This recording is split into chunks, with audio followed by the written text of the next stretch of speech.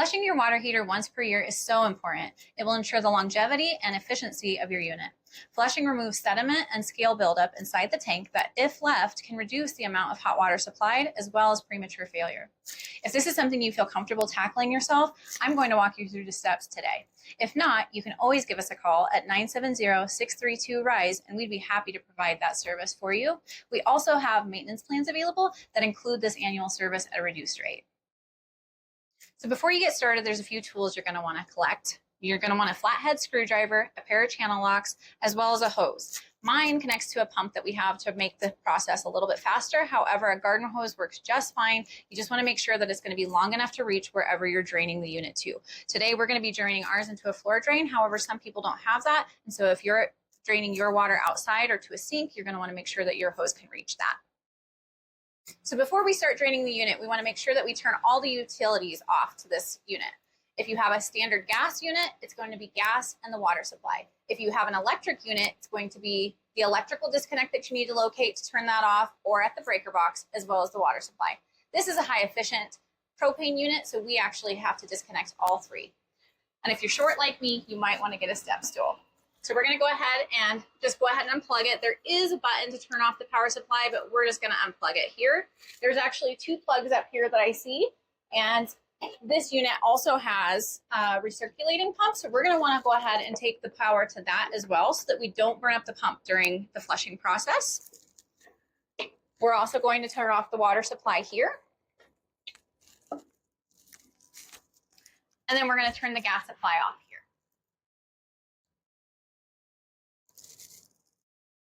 So I just went over to the nearest faucet and I opened up the hot side only to that faucet. And that way it releases the vacuum pressure that's in the line and allows this unit to drain faster. Okay, so now that we know that all the utilities are shut off to this unit, we've opened up that hot water in the nearby faucet to allow that vacuum to be released. We are ready to attach our garden hose and we're going to open up this drain valve.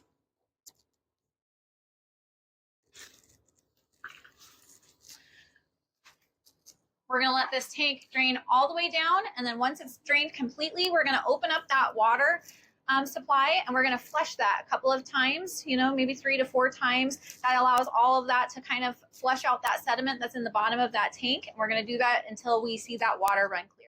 Okay, so this water is running nice and clear. We're going to go ahead and shut off this drain valve here. We're going to disconnect our garden hose.